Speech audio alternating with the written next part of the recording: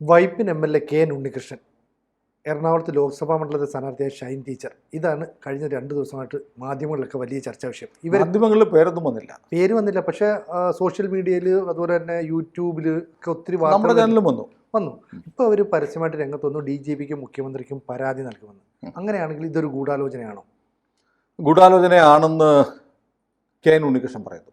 കാരണം നമ്മളിപ്പോൾ ഈ വീഡിയോ ചെയ്യാനുള്ള കാരണം, നമ്മൾ ഇന്നലെ വീഡിയോ ചെയ്തപ്പോൾ കേരളത്തിലെ പ്രധാനപ്പെട്ട പത്രങ്ങളിലൊന്നായ മെട്രോ വാർത്ത ഉൾപ്പെടെയുള്ള പത്രങ്ങളിൽ ഈ സംഭവത്തിൻ്റെ വാർത്ത വന്നു. നമ്മൾ പലതരത്തിൽ അന്വേഷിച്ചു, ചില ഏജൻസികളുമായിട്ട് അന്വേഷിച്ചു. ഏജൻസികൾ പറഞ്ഞാൽ സ്പെഷ്യൽ ബ്രാഞ്ച് ഉൾപ്പെടെയുള്ള ചില സോഴ്സുകളിൽ നമ്മൾ അന്വേഷിച്ചു, മാധ്യമപ്രവർത്തകരോട് ചോദിച്ചു, തദ്ദേശവാസികളോട് ചോദിച്ചു. അപ്പോൾ ഇങ്ങനൊരു കഥ പരക്കുന്നുണ്ട് എന്നും വന്നു. മാത്രമല്ല ഒരുപാട് ആളുകൾ ഈ പറഞ്ഞ 2 പേരുടെയും ചിത്രങ്ങൾ വെച്ച് സോഷ്യൽ മീഡിയയിൽ പോസ്റ്റ് കൊടുത്തിട്ടുണ്ടായിരുന്നു. അപ്പോൾ പ്രത്യേകിച്ച് പറവൂർ മേഖലയിൽ നിന്നൊക്കെ. മാത്രമല്ല ഒരു ദിനപത്രത്തിൽ വരികയും ചെയ്തു.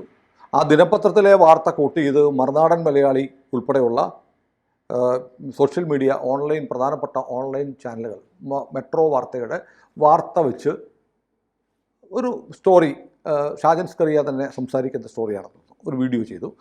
അപ്പോൾ ആ സമയത്താണ് നമ്മൾ ചെയ്യുന്നത്. കാരണം ഇത് ഇത്രയും ആധികാരികമായി ഒരു ദിനപത്രം വാർത്ത വരെ പ്രസിദ്ധീകരിച്ച് കഴിഞ്ഞാൽ അത്തരം ഒരു വാർത്ത, ഒരു സംഭവം നടക്കുന്നുണ്ട് എന്ന് പറയാതിരിക്കുക ഒരു മാധ്യമധർമ്മമല്ല. അതുകൊണ്ട് തന്നെ അങ്ങനെ ഒരു സംഭവമുണ്ട്. നമ്മൾ ഒരിക്കലും ആരുടെ പേരൊന്നും പറഞ്ഞില്ല, പേര് പറയാതെ ഇങ്ങനൊരു സംഭവമുണ്ട്, അതിൻ്റെ സ്റ്റോറി, പ്രചരിക്കുന്ന സ്റ്റോറി എന്താണെന്ന് പറഞ്ഞു. അപ്പോൾ അത് നമ്മൾ ചില ലെവലിലൊക്കെ നമ്മൾ അന്വേഷിച്ചിട്ടാണ് ചെയ്തത്. അപ്പോൾ ഇങ്ങനൊരു കഥ പ്രചരിക്കുന്നുണ്ട്, എന്താണ് നമുക്ക് കിട്ടിയ വിവരവും. അപ്പോൾ അത് ആധികാരികമാണോ എന്ന് നമ്മൾ പരിശോധിച്ചു എന്ന് ചോദിച്ചാൽ, ദിനപത്രത്തിൽ വരുന്നു, മറ്റ് സോഷ്യൽ മീഡിയ ഹാൻഡിലുകളിൽ ഫോട്ടോയൊക്കെ വെച്ചുകൊണ്ട് നമ്മൾ പേര് പറയാതെ ഒരു ജാഗ്രത നമ്മൾ കാണിച്ചിട്ടുണ്ട്. CPMലെ ആളുകളാണ് എന്ന് ധ്വനിപ്പിക്കുന്ന തരത്തിൽ, ധ്വനിപ്പിച്ചല്ല, തുറന്നു പറഞ്ഞു തന്നെയാണ് CPMലെ നേതാക്കൾക്കെതിരെ വരുന്നു. അതുകൊണ്ടാണ് രാഹുൽ മാങ്കൂട്ടത്തിൽ അസംബ്ലിയിൽ വന്നിട്ട് ഇതേക്കുറിച്ച്, രാഹുൽ മാങ്കൂട്ടത്തിൻ്റെ ഈ പ്രസൻസിനെക്കുറിച്ച്, സാന്നിധ്യത്തെക്കുറിച്ച് CPMകാരൊന്നും പറയാത്ത പക്ഷേ ഈ ഒരു വിവാദം അസംബ്ലിയിൽ വന്നാലോ എന്ന് കരുതിയിട്ടാകാം എന്ന് പറഞ്ഞിട്ടാണ് നമ്മുടെ വീഡിയോ നമ്മൾ ചെയ്തത്. പക്ഷേ നമ്മൾ ഇന്നിപ്പോൾ എന്തുകൊണ്ട് വീണ്ടും ചെയ്യുന്നു എന്ന് ചോദിച്ചാൽ, നമ്മൾ പറഞ്ഞത് വീഴുകയാണോ എന്നൊരു സ്വാഭാവികമായും ഒരു ചോദ്യം വരാം. അതിന് നമുക്ക് കൃത്യമായൊരു ന്യായീകരണമുണ്ട്. KN ഉണ്ണികൃഷ്ണൻ ഇന്നലെ പോസ്റ്റ് ചെയ്തു, അദ്ദേഹത്തിൻ്റെ സോഷ്യൽ മീഡിയ പോസ്റ്റ്. അതിൽ KN ഉണ്ണികൃഷ്ണൻ ഒരാളുടെ പേര് പറയുന്നുണ്ട്, ഗോപാലകൃഷ്ണൻ ചെട്ടിശ്ശേരി. ഗോപാലകൃഷ്ണൻ ചെട്ടിശ്ശേരി എന്നു പറയുന്ന ഒരാൾ ഡെലിബറേറ്റ്ലി ഉണ്ടാക്കിയെടുത്ത ഒരു സംഭവമാണ്. അയാളാണ് ആദ്യമായി ഇങ്ങനൊരു കഥ ഉണ്ടാക്കിയെടുക്കുന്നത്.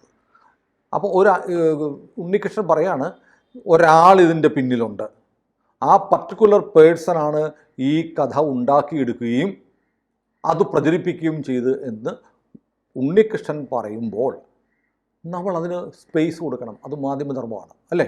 അതെ. കാരണം ഒരു വെറുതെ ഇപ്പം രാഹുൽ മാങ്കൂട്ടത്തിലെ കേസൊക്കെ വന്നപ്പം അതിൽ നിന്ന് വളരെ വ്യത്യാസമുണ്ട്. ഇതാരെങ്കിലും ഉണ്ടാക്കിയെടുത്തതാണെന്ന് രാഹുൽ മാങ്കൂട്ടത്തിന് ആക്ഷേപമില്ല.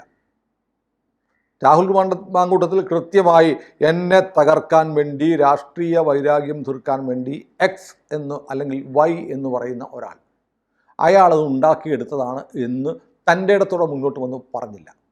KN ഉണ്ണികൃഷ്ണൻ ഇപ്പോൾ ചെയ്തിരിക്കുന്നത്, അദ്ദേഹം വൈപ്പിനിലെ MLA കൂടിയായ അദ്ദേഹം പറഞ്ഞിരിക്കുന്നു, ഗോപാലകൃഷ്ണൻ ചെട്ടിശ്ശേരി അയാളാണ് ഇതിൻ്റെ സൂത്രധാരൻ, അയാളാണ് ഈ ചിത്രങ്ങൾ ഉൾപ്പെടെ, പേരുകൾ ഉൾപ്പെടെ സോഷ്യൽ മീഡിയയിൽ പ്രചാരണം കൊടുത്തത്. അതിനുശേഷം അതങ്ങ് കത്തിപ്പടർന്നു. പ്രത്യേകിച്ച് ഈ അപവാദ കേസൊക്കെ ആകുമ്പോഴത്തേക്ക് അത് കത്തിപ്പടർന്ന് വന്നിട്ട് നാട്ടിലെ ഒരു പ്രധാനപ്പെട്ട ദിനപത്രം വാർത്ത പ്രസിദ്ധീകരിക്കുന്നു. അത്രയും കൂടെ ആകുമ്പോഴത്തേക്ക് ഈ വാർത്ത, ഈ അപവാദ കഥയാണെങ്കിലും എന്താണെങ്കിലും അത് വലിയ തോതിൽ പരക്കും. അപ്പോൾ ഒരു പത്രം, മെട്രോ വാർത്ത എന്ന് പറഞ്ഞാൽ മുതിർന്ന മാധ്യമപ്രവർത്തകരൊക്കെ ജോലി ചെയ്യുന്ന ഉത്തരവാദപ്പെട്ടൊരു ദിനപത്രമാണ്. കേരളത്തിൽ പരക്കെ അംഗീകാരമുള്ള, ശ്രദ്ധിക്കപ്പെടുന്ന ഒരു ദിനപത്രത്തിൽ വാർത്ത വന്നു കഴിയുമ്പോൾ അതിനൊരു ആധികാരിക സ്വഭാവം വരുവാണ്. മറ്റു മാധ്യമങ്ങൾക്ക് അതിൽ നിന്ന് മാറി നിൽക്കാൻ കഴിയില്ല. ഇത് മാത്രമല്ല, ഇതിനെ തുടർന്ന് ഷൈൻ ടീച്ചറുടെ ഒരു സ്റ്റേറ്റ്മെൻറ്റ് വരുന്നു. കഴിഞ്ഞ 11-ാം തീയതി എൻ്റെ അടുത്തൊരു കോൺഗ്രസ് നേതാവ് വന്നിട്ട് പറയുന്നു, ഒരു വാർത്ത വരും, ഒരു ബോംബ് പൊട്ടും, വിഷമിക്കരുത് എന്നെന്നോട് പറഞ്ഞിരുന്നു എന്ന് അവർ പറയുന്നു. അപ്പോൾ ഉണ്ണികൃഷ്ണൻ പറഞ്ഞ ഗോപാലകൃഷ്ണൻ ചെട്ടിശ്ശേരിയുടെ ഈ സ്റ്റോറി, ഒരു ബോംബ് വരുമെന്നൊരു കോൺഗ്രസ്സുകാരൻ തന്നെ പറയുന്നു എന്ന് പറയുമ്പോൾ, ഗോപാലകൃഷ്ണൻ ചെട്ടിശ്ശേരിയുടെ സോഷ്യൽ മീഡിയ അക്കൗണ്ടിൽ നോക്കിയാൽ അയാൾ ഒന്നാം തരം കോൺഗ്രസ്സുകാരനാണ്. കോൺഗ്രസ്സുകാർക്കൊരു താല്പര്യമുണ്ട്. ഈ സംഭവം നടക്കുന്നത് പറവൂരാണ്. പറവൂർ എന്ന് പറയുന്നത് വി ഡി സതീശൻ, പ്രതിപക്ഷ നേതാവ് വി ഡി സതീശൻ്റെ മണ്ഡലമാണ്. പ്രതിപക്ഷ നേതാവ് വി ഡി സതീശൻ CPM BJPയെ ഒരേപോലെ വെല്ലുവിളിച്ചു. എന്നിട്ട് പറഞ്ഞു ഒരു ബോംബ് വരാനുണ്ടെന്ന് പറഞ്ഞു. ഇതെല്ലാം കൂടെ കൂട്ടി വായിക്കുമ്പോൾ അതിനകത്തൊരു ഗൂഢാലോചന ഉണ്ടായിട്ടുണ്ടോ എന്നൊരു സംശയം സ്വാഭാവികമായിട്ട് വരും. അതായത് ആ സംശയത്തിൻ്റെ ആനുകൂല്യം KN ഉണ്ണികൃഷ്ണന് കൊടുക്കണം, ഷൈൻ ടീച്ചർക്ക് കൊടുക്കണം. കാരണം അവർ ഇങ്ങനെ ഒരു വാർത്ത സാമൂഹ്യ മാധ്യമങ്ങളിലും ഒരു പത്രത്തിലുമൊക്കെ പറഞ്ഞപ്പോൾ ഇവർ ഒളിവിൽ പോയില്ല. അവർ പരസ്യമായി രംഗത്തേക്ക് വന്നിട്ട് ഞങ്ങൾക്ക് പറയാനുള്ള ഇതാണ് എന്ന് പറഞ്ഞു അവരുടെ ഭാഗം വിശദീകരിച്ചു. ഷൈൻ ടീച്ചറിൻ്റെ 2 സ്റ്റേറ്റ്മെൻറ്റ് വന്നു അല്ലേ. ഒന്ന് അവർ പറഞ്ഞു സ്ത്രീകൾ പൊതുരംഗത്തേക്ക് വരുമ്പോൾ അവരെ തകർക്കാൻ വേണ്ടി എന്തൊക്കെ ചെയ്യുന്നു എന്ന് പറയുന്ന ഒരു പൊതു സ്വഭാവത്തിലുള്ള ഒരു പോസ്റ്റ്. KN ഉണ്ണികൃഷ്ണനാണ് ഈ പറഞ്ഞ പോലെ ഒരു ഗൂഢാലോചനയുണ്ട്, ഗൂഢാലോചനയുടെ ഭാഗമായി ഇന്ന ആളാണ് ഇത് സാമൂഹ്യ മാധ്യമങ്ങളിൽ പ്രചരിപ്പിച്ചതെന്ന് പോസ്റ്റ് എടുത്ത്. അപ്പോൾ ഉത്തരവാദിത്വത്തോടെ ഒരാളെ പിക്ക് ചെയ്ത് അയാളുടെ പേര് പറഞ്ഞിട്ട് അയാളാണ് ഇതിന് ഉത്തരവാദി എന്ന് പറയുമ്പോൾ ആ ഭാഗം അഡ്രസ്സ് ചെയ്യാതെ ഒരു മാധ്യമത്തിന് പോകാൻ പറ്റില്ല. നമുക്ക് KN ഉണ്ണികൃഷ്ണനോടോ ഷൈൻ ടീച്ചറിനോടോ വ്യക്തിപരമായ വൈരാഗ്യമല്ല. KN ഉണ്ണികൃഷ്ണൻ ഇവിടെ ജനസമ്മതിയുള്ള MLA ആണ്. ഷൈൻ ടീച്ചർ ഇവിടെ പാർലമെൻറ്റിൽ മത്സരിച്ചു. അവർ വീണ്ടും സജീവ രാഷ്ട്രീയത്തിൽ നിൽക്കുന്ന ആളാണ്. പ്രത്യേകിച്ച് കോൺഗ്രസ് കുടുംബത്തിൽ നിന്ന് വന്ന് CPMൻ്റെ ഭാഗമായ ഒരാൾ. അതുകൊണ്ട് തന്നെ കോൺഗ്രസ്സുകാർക്ക് പക കൂടുമായിരിക്കാം. അപ്പോൾ അതാണ് അതിൻ്റെ വസ്തുത. ഏതായാലും ഇത് വളരെ പെട്ടെന്ന് ഇപ്പോൾ നമ്മൾ ഈ എറണാകുളത്തിൻ്റെ P രാജീവിനെതിരെ കഴിഞ്ഞ ദിവസം അല്ലേ, രാജീവ് പഴനിയിൽ വലിയൊരു ഫാം ഹൗസ് ഉണ്ട് എന്നൊക്കെ പറഞ്ഞിട്ട് മീഡിയ വൺ ഒരു അറ്റാക്ക്.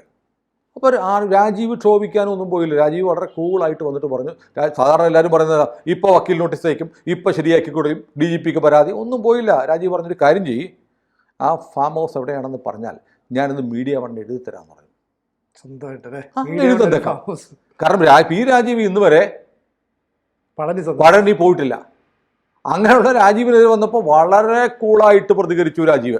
നമ്മളതിനെ അപ്രീഷിയേറ്റ് ചെയ്ത് നമ്മൾ ഇതിലൊരു വീഡിയോ ചെയ്തിരുന്നു. കാരണം രാജീവിനെ പോലെയുള്ള യുവ നേതാക്കന്മാരെ ഇങ്ങനെ വിവാദങ്ങളിലൊക്കെ പെടുത്തി നശിപ്പിക്കാനുള്ള ശ്രമം നടക്കും. അപ്പോൾ എറണാകുളത്തെ 2 MLA-മാർക്ക് നേരെ CPMന് നേരെ 2 ദിവസങ്ങളിലായിട്ട് ഈ പറയുന്ന കോൺഗ്രസ് ജമാഅത്തെ ഇസ്ലാമിയുടെ ഭാഗത്തു നിന്നുണ്ടായ അറ്റാക്ക് സ്വാഭാവികമാണോ എന്നൊരു സംശയമുണ്ട്. ഇവിടെ സംശയത്തിൻ്റെ ആനുകൂല്യമല്ല.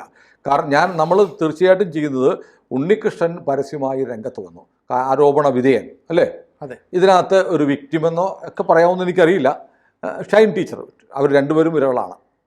ഈ പറയുന്ന അപവാദ പ്രചാരണത്തിൻ്റെ, അവർ പറയുന്നത് പോലെയുള്ള അപവാദ പ്രചാരണത്തിൻ്റെ ഇരകളാണ്. ഇരകളായിരിക്കുന്ന അവർ വന്നിട്ട് ഓരോരുത്തരെ പേര് പറഞ്ഞ് അലിഗേഷൻസ് പറയുമ്പോൾ അവർക്ക് സ്പേസ് കൊടുത്തേ മതിയാവും. ഏതായാലും കുറച്ചായിട്ട് കേരളത്തിൽ സംഭവിക്കുന്ന എന്താണ്, രാഷ്ട്രീയ രംഗത്ത് എതിരാളികളെ തകർക്കാൻ വേണ്ടിയിട്ട് ഏറ്റവും നീചമായ ആയുധമെന്ന നിലയിൽ ഉപയോഗിക്കുകയാണ് ഈ അവിഹിത ബന്ധം, സ്ത്രീബന്ധം ഒക്കെ. അത് CPMന് അതിനകത്ത് വലിയൊരു പാപഭാരം അതിനകത്തുണ്ട്.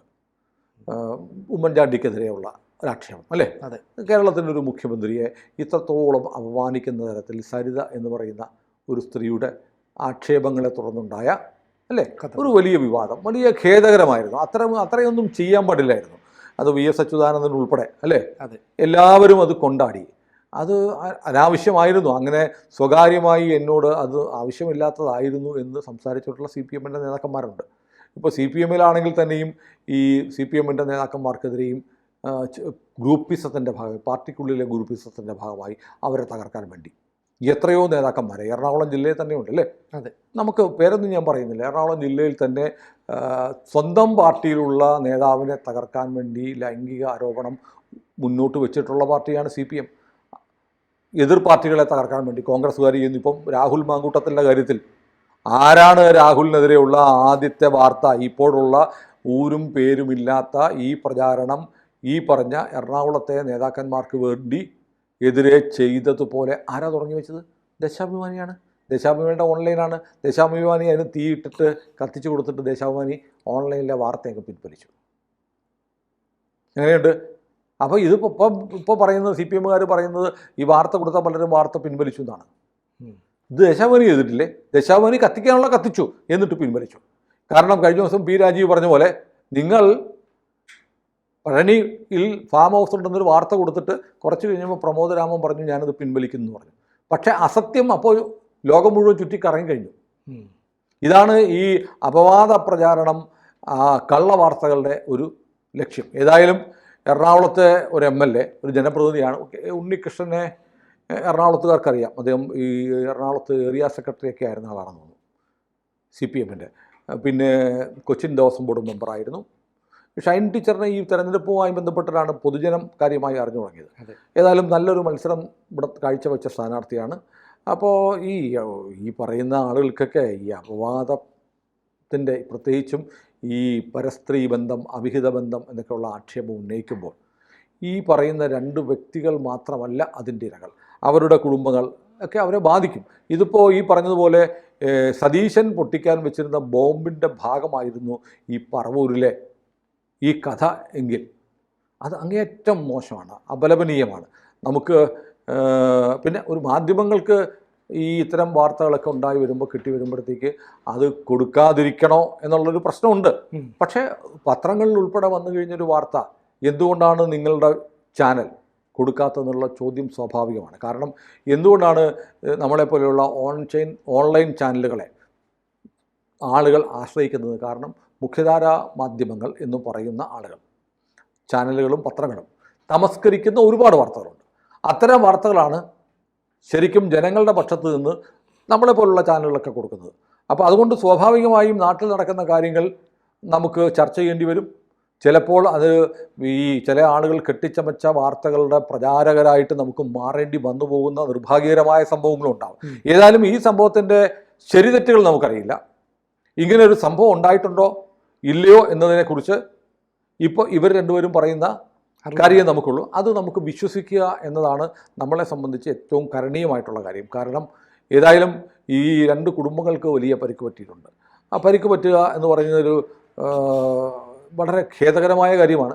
അത്തരം കാര്യങ്ങൾ ഒഴിവാക്കപ്പെടേണ്ടതാണ്. ഈ ഗോപാലകൃഷ്ണൻ ചെട്ടിശ്ശേരി എന്ന് പറയുന്ന ആൾ ആരാണെന്നറിയില്ല, കോൺഗ്രസ്സുകാരനാണ്. സോഷ്യൽ മീഡിയയിൽ അയാൾ കൊളുത്തി വെച്ച ഒരു തീ നാടാകെ കത്തിപ്പടർന്നു. 2 കുടുംബങ്ങളിൽ എത്രമാത്രം വേദനിച്ചിട്ടുണ്ട് എന്നറിയാം, എന്നാലോചിക്കണം. പണ്ട് നമ്മൾ സന്ദേശം സിനിമയിൽ പറയുന്നത്, കൊള്ളാവുന്ന ഒരു ചെറുപ്പക്കാരനുണ്ടെങ്കിൽ അവനെ ഒരു പെണ്ണ് കേസിൽ പെടുത്തുക എന്ന് പറയുന്നത് പോലെയുള്ള ഒരു നയം ഇപ്പോഴും രാഷ്ട്രീയ പാർട്ടികൾ ചെയ്യുന്നു, എല്ലാ പാർട്ടികളും ചെയ്യുന്നു. പാർട്ടിക്കകത്ത് പാർട്ടിക്കാരെ തീർക്കാൻ ചെയ്യുന്നു. ഇപ്പോൾ എത്രയോ കാലമായി എനിക്കറിയില്ല, ഇപ്പോഴും കേൾക്കുന്നു പി ശശി എന്ന് പറയുന്നുണ്ടല്ലേ. അതെ, കേരളത്തിലെ ഇത്രയും കൂടുതൽ മീഡിയ ആക്രമണത്തിന്, രാഷ്ട്രീയ ശത്രുക്കളുടെ ആക്രമണത്തിന്, സ്വന്തം പാർട്ടിയിലെ ശത്രുക്കളുടെ ആക്രമണത്തിന് പി ശശിയെ പോലെ വിധേയനായിട്ടുള്ള ഒരാളെ ഞാൻ കണ്ടിട്ടില്ല. പക്ഷെ പിണറായി വിജയന് വളരെ വിശ്വാസമാണ്, പാർട്ടിക്ക് വിശ്വാസമാണ്. പി ശശിക്കെതിരെ ഇവിടെ നിരന്തരം പറയുന്ന ചാനലുകളുണ്ട്, പത്രങ്ങളുണ്ട്, രാഷ്ട്രീയക്കാരുണ്ട്. ഏതെങ്കിലും ഒരു കേസിൽ ഇന്ന കാരണം കൊണ്ട് പി ശശി എന്ന് പറഞ്ഞ് തെളിയിക്കാൻ കഴിഞ്ഞിട്ടുണ്ടോ? ഒരു FIR വന്നിട്ടുണ്ടോ? ഒരു കേസ് വന്നിട്ടുണ്ടോ?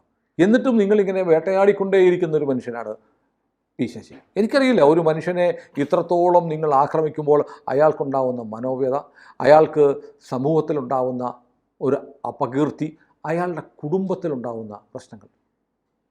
കാരണം ഒരു കാലത്ത് കുഞ്ഞാലിക്കുട്ടിയായിരുന്നു. കുഞ്ഞാലിക്കുട്ടിക്ക് ശേഷം ഇത്രമേൽ ഭീകരമായി മാധ്യമങ്ങൾ ആക്രമിച്ച ഒരാൾ പി ശശിയെ പോലെയില്ല. പി ശശിയോട് രാഷ്ട്രീയമായുള്ള എതിർപ്പ് മാറ്റിവെക്കുക, നിങ്ങൾ രാഷ്ട്രീയമായിട്ട് നേരിടും. പി ശശി കുറിച്ച് പറഞ്ഞത് എന്താ, ഏതാണ്ട് ചമ്പൽ കൊള്ളക്കാരനെ പോലെയാണ് ഇവിടെ ചിലർ പി ശശിയെ വിശേഷിപ്പിക്കുന്നത്. കേരളത്തിൽ എന്ത് കുഴപ്പം വന്നാലും പി ശശിയാണ് അതിൻ്റെ ആൾ, അല്ലേ? സർക്കാരിൻ്റെ പോലീസ് എവിടെയെങ്കിലും ആരെങ്കിലും ലോക്കപ്പ് പിടിച്ച് 4 ഇടി ഇടിച്ചാൽ അത് പി ശശി പറഞ്ഞിട്ടാണെന്ന് പറയും. എന്ന് പറയുന്നത് പോലെ ഈ എന്തെല്ലാം ആരോപണങ്ങൾ. അപ്പോൾ ആളുകളെ തകർക്കാൻ വേണ്ടിയിട്ട് ഏറ്റവും കുൽസിതമായ മാർഗം സ്വീകരിക്കുന്നത് രാഷ്ട്രീയ പ്രവർത്തനമല്ല. അത് തിരിച്ചറിയണം. നമ്മളിങ്ങനെ ദുർഗന്ധമാണ്, ചാനൽ തുറക്കാൻ വയ്യ, പത്രം തുറക്കാൻ വയ്യ, ഇതൊക്കെ കുടുംബങ്ങളിൽ കേൾക്കുകയാണ്. ഇങ്ങനെയൊക്കെ നടക്കുന്നുണ്ടോ എന്ന് എനിക്കറിയില്ല. പക്ഷേ മഹാഭൂരിപക്ഷം കഥകളും കെട്ടിച്ചമയ്ക്കുന്ന കഥകളാണ്. ഈ അധാർമികമായ രാഷ്ട്രീയ പ്രവർത്തനമാണ് ഇത്തരം പ്രവർത്തനം. അതുകൊണ്ട് പിന്നെ വേറൊരു കാര്യമുണ്ട്, ഒരു പുരുഷനും സ്ത്രീക്കും പരസ്പര സമ്മതമാണെങ്കിൽ അവർക്ക് ഇത്തരം ബന്ധങ്ങളാകാമെന്ന് ബഹുമാനപ്പെട്ട സുപ്രീം കോടതി പറഞ്ഞിട്ടുണ്ട്. അതെവിടെയാണ് തെറ്റാവുന്നത്? ക്രിമിനൽ ഒഫൻസ് അല്ല, ഒരു ക്രിമിനൽ കുറ്റമല്ല. പിന്നെന്താണ് പ്രശ്നം? നമ്മൾക്ക് ഈ അമേരിക്കയിലെ മോണിക്ക ലെവിൻസ്കി കേസുണ്ടല്ലോ. എന്താണ് പ്രസിഡന്റ് രാജിവെക്കേണ്ടി വന്നത്? അങ്ങനെ ചെയ്തതിനല്ല, കള്ളം പറഞ്ഞു എന്നുള്ളതിനാണ്. അമേരിക്കക്കാർക്ക് ചെയ്തതിന് കുഴപ്പമില്ല, മറിച്ച് ഞാൻ ചെയ്തില്ല എന്ന് കള്ളം പറഞ്ഞ ഞാനത് ചെയ്തു എന്ന് പറഞ്ഞ പ്രശ്നമില്ലായിരുന്നു. ഇപ്പോൾ ജെഫ്രി എപ്സ്റ്റീൻ്റെ കേസ് അമേരിക്കയിൽ നടക്കുന്നു അല്ലേ? അപ്പം ജെഫ്രി എപ്സ്റ്റീൻ എന്ന് പറയുന്ന ആൾ കരീബിയൻ ഐലൻഡുകളിൽ ചെറിയ പെൺകുട്ടികളെ കൊണ്ടുപോയി അവരെ ലൈംഗിക വൃത്തിക്ക് ഉപയോഗിച്ചു. അവിടെ അമേരിക്കൻ പ്രസിഡന്റ് ട്രംപും പോയിട്ടുണ്ടായിരുന്നാണ് കേസ്. അമേരിക്കയിൽ ഭൂകമ്പമൊന്നും ഉണ്ടായിരുന്നില്ല. അതൊക്കെ പരാതി വന്നു, കേസ് അതിൻ്റെ വഴിക്ക് നടക്കുന്നു. കേസിൽ എതിരായിട്ട് വിധി വന്നാൽ ചിലപ്പോൾ ട്രംപ് രാജിവെക്കുമായിരിക്കും. പക്ഷേ ഇങ്ങനെ കേസുണ്ട്, ഇപ്പം നീ രാജിവെക്ക് എന്ന് അമേരിക്ക പറയുന്നില്ല. ഇതൊക്കെ ഒരാളുടെ സ്വകാര്യ പ്രശ്നമാണ്. ഞാൻ അങ്ങനെ ആലോചിക്കാറുണ്ട്. കുഞ്ഞാലിക്കുട്ടിയുടെ പേരിൽ കേരളം മുഴുവൻ വലിയ പ്രക്ഷോഭം ഉണ്ടായി. കുഞ്ഞാലിക്കുട്ടി എന്ത് ചെയ്തു? കുഞ്ഞാലിക്കുട്ടി ഒരു സ്ത്രീയുമായി അനാശാസ്യ ബന്ധത്തിൽ ഏർപ്പെട്ടു എന്നല്ലേ പരാതി. പണം കൊടുത്ത്, അത് വേണമെങ്കിൽ ആ നിയമപ്രകാരം പണം കൊടുത്തുള്ള ഈ പ്രവൃത്തി തെറ്റാണെന്ന് പറയാം. പക്ഷേ കുഞ്ഞാലിക്കുട്ടി എത്ര കാലം വേട്ടയാടി? എത്ര കാലം? അദ്ദേഹത്തിൻ്റെ കുടുംബം, അദ്ദേഹത്തിൻ്റെ മക്കൾ, അദ്ദേഹത്തിൻ്റെ ഭാര്യ, അദ്ദേഹത്തിൻ്റെ ബന്ധുക്കൾ ഒക്കെ അനുഭവിച്ചൊരു പീഡ. അത് കുഞ്ഞാലിക്കുട്ടി സംസ്ഥാന സർക്കാരിൻ്റെ ഖജനാവിൽ നിന്ന് 5 പൈസ എടുത്തിട്ടല്ല ചെയ്തത്. സംസ്ഥാനത്തെ ജനങ്ങളെ ദോഷകരമായി ബാധിക്കുന്ന ഒന്നും ചെയ്തില്ല. പിന്നെ രാഷ്ട്രീയത്തിൽ ആദർശം വേണം എന്ന് പറയുന്നവർ, ആദർശം ഈ കാര്യത്തിൽ മാത്രം മതിയോ? ബാക്കി എല്ലാ കാര്യത്തിലും എന്ത് കള്ളത്തരവും എന്ത് തരവഴിയും കാണിക്കാം. ഈ ഒരു കാര്യത്തിൽ മാത്രം അത് പറ്റത്തില്ല. അത് ഞങ്ങളുടെ പാർട്ടിക്കാർ ചെയ്താൽ ഞങ്ങൾ ന്യായീകരിക്കും, നിങ്ങൾ ചെയ്താൽ വലിയ കുഴപ്പമാണ്. ഒരു പാതിരാത്രിക്കൊന്ന് സൂര്യൻ ഉദിച്ചറിയാം ഇവിടുത്തെ പല രാഷ്ട്രീയക്കാരുടെയും തന്നിതം. കൂടുതൽ വാർത്തകളും വിശേഷങ്ങളും നിങ്ങളിലേക്ക് എത്താൻ ABC മലയാളം സബ്സ്ക്രൈബ് ചെയ്യുക, ബെൽബട്ടനും അമർത്തുക.